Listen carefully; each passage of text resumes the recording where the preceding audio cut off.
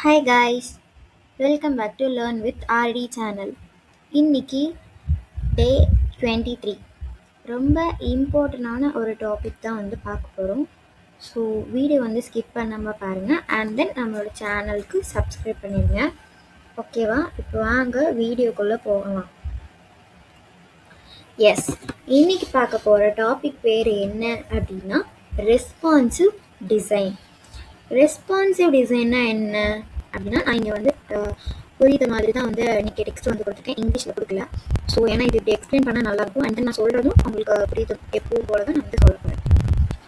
ஒரு design mobile இல்லை tablet இல்லை டெஸ்க்டாப் எல்லாத்துலேயும் கரெக்டாக ஒர்க் ஆகுதுன்னா அதுதான் வந்து ரெஸ்பான்சிவ் டிசைன். இப்போ நீங்கள் ஒரு டிசைன் எடுத்துக்கிறீங்க அப்படின்னா அது வந்து மொபைலில், டெஸ்க்டாப்பில் அண்ட் தென் டேப்லெட் இது எல்லாத்துலேயும் கரெக்டாக ஒர்க் ஆச்சு அப்படின்னா தான் அது வந்து ரெஸ்பான்சிவ் டிசைன் அப்படின்னு சொல்கிறோம். ஒரு டிசைன் மொபைல் மட்டும் நல்லா ஒர்க் ஆகுது அண்ட் தென் அது லேப்பில் ஒர்க் ஆகலை, டெஸ்க்டாப் ஃப்ரேமில் ஒர்க் ஆகலை, எதுவுமே ஒரு இதில் ஒர்க் ஆகிட்டு ஒரு இதில் ஒர்க் ஆகலைன்னா அது நம்மளோட ரெஸ்பான்சிவ் டிசைன் கிடையாது. ஓகேவா? இப்போ வந்து ஸ்க்ரீன் சைஸ் மாறினாலும் லேஅவுட் பிரேக் ஆகக்கூடாது. புரியுதா? ரெஸ்பான்சிவ் டிசைனா என்ன? இதுதான் மெயின் ஒரு பாயிண்ட். ஸ்க்ரீன் சைஸ் மாறினாலும் லேஅவுட் வந்து பிரேக் ஆகக்கூடாது அண்ட் தென் கண்டென்ட்டும் வந்து ஓவர்லப் ஆகக்கூடாது. மேலே வந்து கண்டென்ட் வந்து இருக்கக்கூடாது. கரெக்டாக அந்த லைனில் நம்ம எங்கே வந்து போடணுமோ அங்கே தான் இருக்கும். ஓகேவா? இதுதான் வந்து ரெஸ்பான்சிவ் டிசைன். நீங்கள் வந்து நினைப்பீங்க இதுதான் எனக்கு தெரிஞ்சது அப்படின்னு நினைப்பீங்க, ஆனால் இது ரொம்பவே இம்பார்ட்டன்ட். ஸோ அதை பற்றி உங்களுக்கு கொஞ்சம் தான் தெரிஞ்சிருக்கும். ஓகேவா? இப்போ இது எதுக்கு இம்பார்ட்டன்ட் அப்படிங்கிறத பார்க்கலாம். Why responsive design is important அப்படின்னா, இந்த காலத்தில் யூசர் எல்லாரும் மொபைல், லேப்டாப், டேப்லெட் எல்லாம் யூஸ் பண்ணுறாங்க. கரெக்ட் தானே? அந்த காலத்தில் அப்படி கிடையாது. ஒரு மொபைல் வாங்குறதுக்கு நம்ம அவ்வளோ இது பண்ணோம். ஸோ சிங்கிள் டிவைஸ்க்கு மட்டும் டிசைன் பண்ணால் போதாது அண்ட் தென் அது பத்தாது. அப்படி தானே? மொபைலுக்கு மட்டும் டிசைன் பண்ணால் போதாது. ஏன்னா நம்ம லேப்டாப் யூஸ் பண்ணுறோம் அண்ட் தென் டேப்லெட் யூஸ் பண்ணுறோம். அப்படி தானே? எஸ். ஸோ ரெஸ்பான்சிவ் டிசைனாக இருந்தால் தான் யூசரோட எக்ஸ்பீரியன்ஸ் வந்து இம்ப்ரூவ் ஆகும் அண்ட் தென் ப்ரொஃபஷனல் டிசைனும் காட்டும் அண்ட் தென் ரியல் டைம் ப்ராஜெக்டில் வந்து நம்மளுக்கு ரொம்ப யூஸ்ஃபுல்லாக இருக்கும். ஓகேவா? ஸோ இந்த ரெஸ்பான்சிவ் டிசைனாக நீங்கள் என்ன அப்படின்னு கிளியராக புரிஞ்சுக்கிட்டால் மட்டும்தான் உங்களோட யூசர் எக்ஸ்பீரியன்ஸ் வந்து உங்களுக்கு இம்ப்ரூவ் ஆகும். ஓகே? எஸ். இப்போ நெக்ஸ்ட் என்ன பார்க்க போகிறோம் அப்படின்னா, இந்த ரெஸ்பான்சிவ் டிசைனை நம்ம ஃபிக்மால எப்படி பண்ணுறது அப்படிங்கிறத வந்து நம்ம பார்க்கலாம். ஃபர்ஸ்ட் மொபைல் ஃப்ரேம் வந்து செலக்ட் பண்ணிக்கோங்க. எக்ஸாம்பிள் இங்கே வந்து iPhone 14 ஃப்ரேம் வந்து நான் செலக்ட் பண்ணியிருக்கேன். நீங்கள் என்னன்னாலும் வந்து செலக்ட் பண்ணிக்கோங்க. ஸோ சேம் டிசைனை லேட்டராக டேப்லெட்டில் அண்ட் டெஸ்க்டாப் ஃப்ரேமுக்கு எக்ஸ்டெண்ட் பண்ணலாம். எஸ், ஃப்ரேம் வந்து யூஸ் பண்ணி இப்படி நம்ம வந்து எக்ஸ்டெண்ட் பண்ணி பார்க்கலாம். ஏன்னா அது ரெஸ்பான்சிவாக இருக்குதா அப்படின்னு வந்து நம்ம இப்படி பண்ணி பார்க்கலாம். ஓகேவா? இது first point. And then second point என்னன்னா, use auto layout. Auto layout நம்ம யூஸ் பண்ணோம். ஆல்ரெடி நம்ம இந்த ஆட்டோ லேஅவுட் வீடியோலாம் வந்து பார்த்துப்போம். ஓகேவா?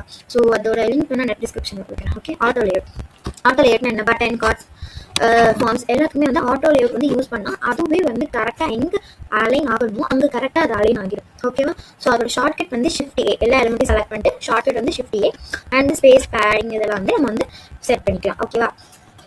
நெக்ஸ்ட்டு வந்து என்னன்னா, கன்ஸ்ட்ரெயின்ட் செட் பண்ணணும். கன்ஸ்ட்ரெயின்ட் எப்படி செட் பண்ணணும் அப்படின்னா, கன்ஸ்ட்ரெயின்ஸ் தான் வந்து ரொம்ப முக்கியம். இது செட் பண்ணலன்னா ஸ்க்ரீன் சைஸ் வந்து சேஞ்ச் பண்ணும்போது பிரேக் ஆகும். என்ன அப்படின்னா, கன்ஸ்ட்ரெயின்ஸ் தான் ஒன்றும் இல்லை, ரைட், லெஃப்ட், சென்டர், ஸ்கேல் இது ரொம்ப இம்பார்ட்டன்ட். நம்ம வந்து அந்த கரெக்டாக அங்கே வைக்கிறது அந்த கன்ஸ்ட்ரெயின்ட் அந்த அலைன்மெண்ட் வந்து ரொம்பவே வந்து இம்பார்ட்டன்ட். ஓகேவா? ஸோ ஃபோர்த் ஒன் என்ன அப்படின்னா, ரீசைஸ் பண்ணிட்டு ரிவ்யூ பண்ணணும். ஏன்னா நம்ம வந்து இப்போ ஏதாச்சும் ஒன்று ரீசைஸ் பண்ணுறோம் அப்படின்னா அது திரும்பி போய் நம்ம வந்து டெஸ்ட் பண்ணணும். இல்லை அப்படின்னா ரிவ்யூ பண்ணணும் போயிட்டு அது எப்படி இருக்குது அப்படின்ட்டு.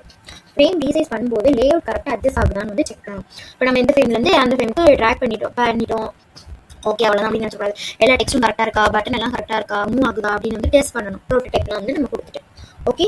ஃபிஃப்த் ஒன் என்ன அப்படின்னா, மொபைல்லேருந்து டெஸ்க்டாப் கன்வர்ஷன் எப்படி பண்ணணும் அப்படின்னா, மொபைல் டிசைன் ரெடி ஆச்சுன்னா சேம் டிசைனை வந்து டூப்ளிகேட் பண்ணி டெஸ்க்டாப் ஃப்ரேமில் ப்ளேஸ் பண்ணணும். டூப்ளிகேட் எப்படி பண்ணணும்? கண்ட்ரோல் கொடுத்தா நம்மளுக்கு டூப்ளிகேட் ஆகிடும். அப்படின்னா அதை வந்து அதே நீங்கள் கேன்வாஸ் ஏரியாலையும் பண்ணலாம், இல்லை நியூ ஃபிக்மாவில் போய் கூட நீங்கள் பண்ணலாம். கண்ட்ரோல் கொடுத்தீங்க அப்படின்னா அது வந்து பேஸ்ட் ஆகிடும் அண்ட் தென் அதை நீங்கள் வந்து டெஸ்க்டாப் ஃப்ரேமோ இல்லை டேப்லெட் ஃப்ரேமோ நீங்கள் வந்து கொடுத்தீங்க அப்படின்னா அது வந்து சேஞ்ச் ஆகிடும். ஓகேவா? ஸோ அப்படி இருந்தால் நம்ம டெஸ்க்டாப்னா நிறைய ஸ்பேஸிங் இருக்கும். Bigger font, side by side layout வந்து நம்ம வந்து யூஸ் பண்ணிக்கலாம். அதுலேயும் நம்ம வந்து ஆட்டோ லேஅவுட் வந்து நீங்கள் வந்து யூஸ் பண்ணிக்கோங்க. எஸ். நெக்ஸ்ட்டு இதில் பண்ணுற காமன் மிஸ்டேக் என்ன அப்படின்னா, வித் வந்து ஒரு ஃபிக்ஸ்டாக யூஸ் பண்ணாதது. ஒரு பட்டனுக்கு இந்த வித் வச்சுட்டு இன்னொரு பட்டனுக்கு அந்த வித் வச்சுட்டு அந்த மாதிரி நம்ம இருக்கக்கூடாது. அண்ட் தென் செகண்ட் வந்து ஆட்டோ லேட் யூஸ் பண்ணாமல் மேனுவல் ஸ்பேஸிங் பண்ணுறது. ஏன்னா அப்படின்னா இப்போ நீங்கள் ஆட்டோ லேட் யூஸ் பண்ணாமல் இங்கே வச்சா கரெக்டாக இருக்கும் அப்படின்னு நம்மளோட பேசிங் வழி வந்து நம்ம வந்து பண்ணக்கூடாது. அப்படின்னா அது நம்மளோட கன்வீனியன்ட்டுக்கு இருக்கும் அண்ட் அது வந்து யூசரோட கன்வீனியன்ட் அது இருக்காது. நம்ம பாயிண்ட் ஆஃப் வியூ கரெக்டாக இருக்கும். அவங்க பார்க்கும்போது ஓ இது இங்கே இருந்தால் கொஞ்சம் நல்லா இருக்கும் அப்படின்னு அவங்க வந்து எதிர்பார்ப்பாங்க. அண்ட் தென் கன்சிஸ்டன்சி செட் பண்ணாமல் லீவ் பண்ணுறது. ஒரு கன்சிஸ்டன்சி இல்லாமல் வந்து லீவ் பண்ணக்கூடாது. ஓகே, இதெல்லாம் வந்து ரெஸ்பான்சிவ் இஷ்யூஸ் வந்து கிரியேட் பண்ணும். ஓகேவா? ஸோ மெயின் என்ன அப்படின்னா ஆட்டோ லேஅவுட்டும் கன்ஸ்ட்ரெயின்ஸும் வந்து நல்லா நடக்கணும். ஓகேவா? அதை வச்சு நம்ம வந்து யூஸ் பண்ணணும். ஓகேவா? நெக்ஸ்ட் என்ன அப்படின்னா அவ்வளோதான் கைஸ். இப்போ ரெஸ்பான்சிவ் டிசைன் தான் நம்மளுக்கு இன்னைக்கோட ஒரு டாபிக். இது வந்து ரொம்ப முக்கியமான டாபிக். அதனால தான் இந்த நேரத்தில் போட்டால் தான் நம்மளுக்கு வந்து கரெக்டாக இருக்கும். பேஸ் எல்லாமே தெரிஞ்சால் தான் டூப்ளிகேட் ஃப்ரேம்ஸ் இதெல்லாமே நம்மளுக்கு எல்லாமே தெரிஞ்சால் தான் பண்ண முடியும். ஸோ அதனால தான் டே 23 வீடியோவில் வந்து நம்ம இந்த ரெஸ்பான்சிவ் டிசைன் வந்து போடுறோம். ஸோ இதில் ஏதாச்சும் உங்களுக்கு ஏதாவது டவுட் இருந்துச்சுன்னா கமெண்ட்ல கேளுங்க, நான் வந்து கிளியர் பண்ணுறேன். ஓகேவா? ஸோ இந்த கான்செப்ட் வந்துன்னா நீங்கள் வந்து ப்ரொஃபஷனல் யூஐ யூஎக்ஸ் டிசைனர் வந்து ஆகலாம். நெக்ஸ்ட் டே வந்து ரியல் டைம் ரெஸ்பான்சிவ் ப்ராஜெக்ட் பார்க்க போகிறோம். ஸோ ஓகேவா? ஸோ வீடியோ பிடிச்சிருந்தா அதுக்கு லைக் ஷேர் சப்ஸ்கிரைப் பண்ணுங்க கைஸ். ஓகேவா? பாய். நெக்ஸ்ட் வீடியோவில் பார்க்கலாம். தேங்க்யூ. Subscribe.